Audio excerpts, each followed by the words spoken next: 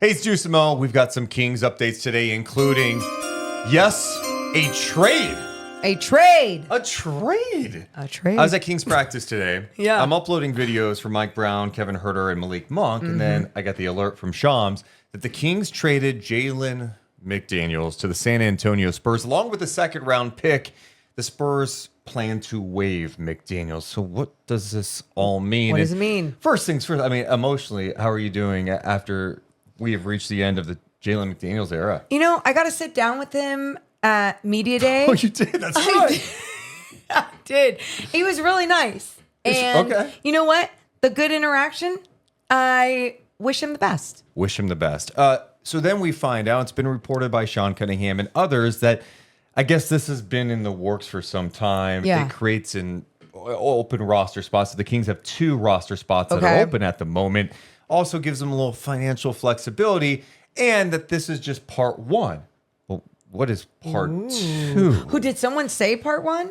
Yes, that was what was said today. Okay. Now, Bobby Marks broke down the finances of this because this is where it gets a little intriguing, right? Oh, the Kings were love this. $1 million below the tax before this happened. Cool. Well, McDaniels was making $4.7 million. So now the Kings have $5.8 million below the tax. Okay, so a little more wiggle room to make something happen. But what's that mean? So let's not lose sight of the fact that, was it 3 weeks ago or so, maybe a month ago, they were working out all these free agents. One of those names, Jay Crowder. Correct. There's also Robert Covington, who's out there and available. And you're thinking of what the Kings need, probably someone with some size, some strength, maybe a vet. I'm wondering if they're going to go the free agent mark here. Okay. And go exploring that avenue, or I guess they could make a trade because you can trade into your mid-level exception, which they have still. Yeah. So they could, I mean, there's options here. And either way, they're making, I think what makes me happy about this is that they didn't see a future with McDaniels. And so they made the tweak and made the move right away. Now, if you want to rewind, some fans are going, wait, you just traded for Jalen McDaniels. Over the offseason, it was a trade with the Raptors where the Kings traded Davion Mitchell, Sasha Vezenkov, 2 second-round picks for McDaniels expiring.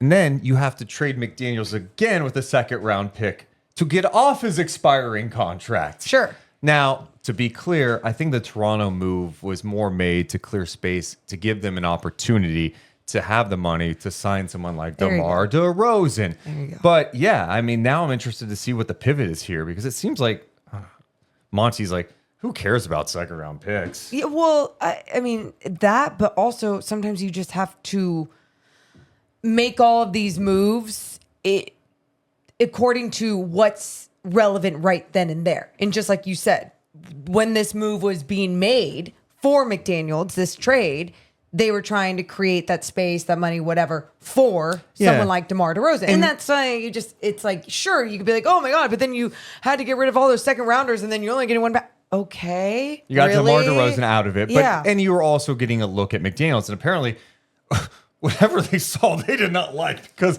did they move on fast? Yeah. And some people might ask, why not just waive McDaniels? Well, you would just have dead cap space and that hurts you. So you might as well, all right, we got to give him the Spurs. And the Spurs are like, yeah, we're not just like taking him on. Sure. Give us something. So the Kings have to give up a future second round pick in 2031. Oh, no.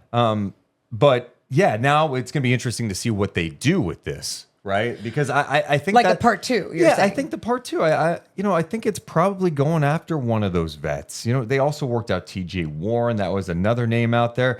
But it's clear to me they could use. I mean, clear to everybody. Like they need more size and strength. And I'm wondering how much Jay Crowder has left in the tank and if he would be down for a limited role. But I'm also intrigued by Robert Covington because he could play the 4. He's got some length. He's a smart defender, even though he's not like the all-defensive guy he once was. Sure. And he's been banged up over the years. Like he's a vet that's been on good teams, who's been able to knock down the 3 and defend. It's not the worst guy to pick You want up. length and size, but obviously you want quality length and size. But at this point, too, just where you are and what you get to choose from when it comes to people still in free agency and everything and just whatever else is out there, you're going to get what you're going to get. But at the same time, sometimes these opportunities, chances for some of these vets or whoever else it may be, it becomes this system or this culture that just inspires them to be in this role that they could never imagine. And sometimes that role is just a few minutes that are needed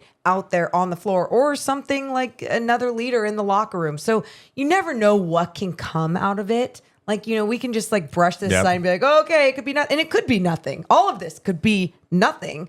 But at the same time, they are making tweaks and they are staying busy because they see that there is a window for this team to be really good. But as soon as the starters are out, and it seemed like as soon as the bench was coming in, and there's a lot of unhealthy depth that's going on with the Sacramento Kings roster right now. But at the same time, you just want to make sure that if those people were still unhealthy, that you had other pieces to be capable. If you have ideas, by the way, on who you think the Kings should go after with this roster spot via trade or free agency, let us know in the comments below. That's not the only thing that happened today. This is also from Shams. I didn't feel like this was news because I feel like it's been kind of reported, but there was a deadline involving De'Aaron Fox. Fox has 2 years left on his contract, but he had an October 21st deadline to extend with the Sacramento Kings on this deal that would have paid him $165 million. Instead, Fox makes a business decision. I'm going to play this one out because next year he would be eligible for a 4-year, $229 million deal. But if he makes All NBA next year, let's say Fox has an unbelievable year, makes All NBA, he would be eligible for a 5-year, $345 million deal. All NBA next year. Yes. I mean, well, yeah, that's why you turn the shit down and do what you need You're going to to do. bet on yourself a little bit. Because everyone needs $300 million in their life. Now, Shams also said that Fox has said publicly and privately that he likes being in Sacramento and wants to be here.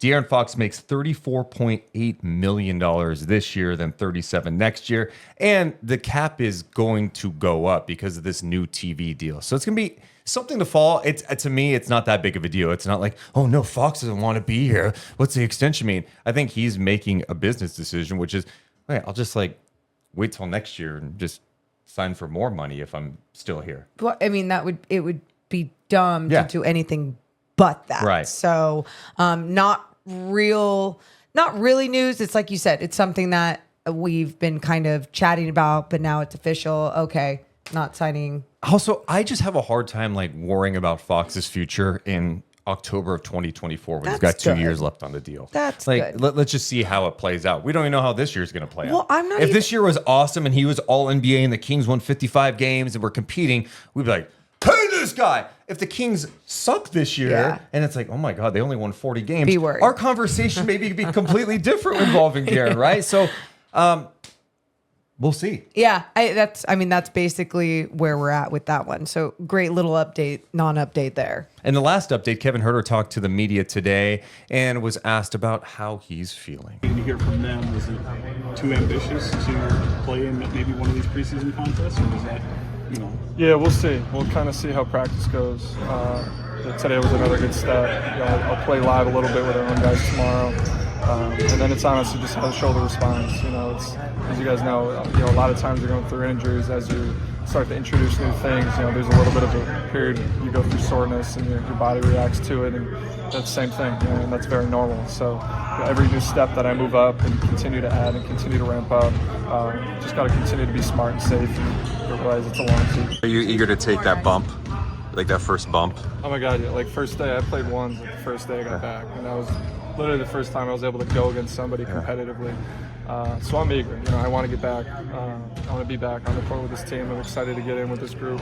But like I said, it's a long season at 82. When I come back, I want to be here to stay and not in and out of the lineup. So he didn't exactly say he wouldn't play in the last 2 preseason games, but I think what he says is exactly right. Like, you've dealt with this with shoulders. Like, coming off shoulder surgery, you can be running around, taking shots.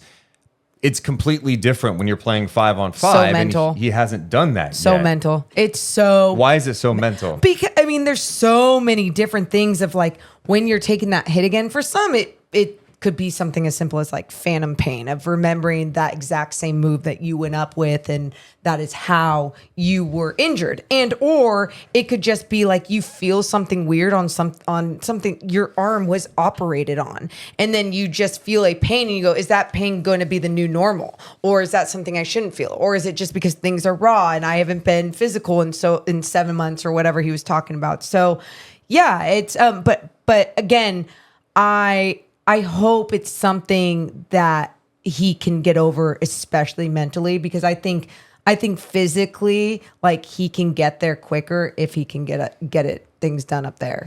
We also learned he's very superstitious because apparently he's getting rid of his headband. You confirm that you are not wearing your headband this year? Headband's done. That's correct. Any reason for that? Went through a pretty traumatic career experience with a headband, so I think I'm gonna put it away for a little bit. Despite having a really good career experience before. It's true, yeah, but this one is it's a little bit newer in the memory bank. Do you like burn it or bury it or? There's actually a lot of talk. We did talk about doing something like that, but haven't come across it. Still got a lot of times. Morgan, so he had an awesome year in the headband his first year, as Sean Cunningham said to him, and then last year was not good for him. He called it traumatic last year. Yeah. How do you feel about his superstition? Love it. Love that. Do you think he shit. should burn the headbands? Yes, burn, bury, do whatever. Have fun with it, right? Like whatever you want to do. But I love that. Just as a hooper, I think it's so great. But think about how ridiculous that sounds. I had a bad year last year when I was wearing a headband, so I should get rid of the headband. That's going to change everything. Are you like, Deuce? There was a year like I didn't play well with a braid in the front of my hair with the bangs to hold my bangs back. So I stopped doing a braid and started just doing a full pony with like. And your game changed. You got to the next level because of it. But my confidence changed, and that did change my game because of a braid, because of a headband. Yeah. Like I've told you this before. I used to have a lucky penny that I would keep in my shoe while I'd play. Yeah, which is one of the stupidest things I've ever heard. How could you, having something in your shoe sucks. Well, I was 15 with thick socks, and it was my lucky penny, and I was balling out. So doesn't really suck. Burn the headband. See you later, headband. Let us know in the comments below, what do you think about the Fox contract stuff we were just talking about? And do you have any stupid superstitions, or do you think people like Morgan and Kevin Huerter are ridiculous for having them? Be on my side, you basketball sickos. Hit the thumbs up and subscribe. Deuce and Mo. Deuce and Mo. Deuce and Mo. They tell you what they know. Deuce and Mo. Deuce and Mo. Deuce and Mo. The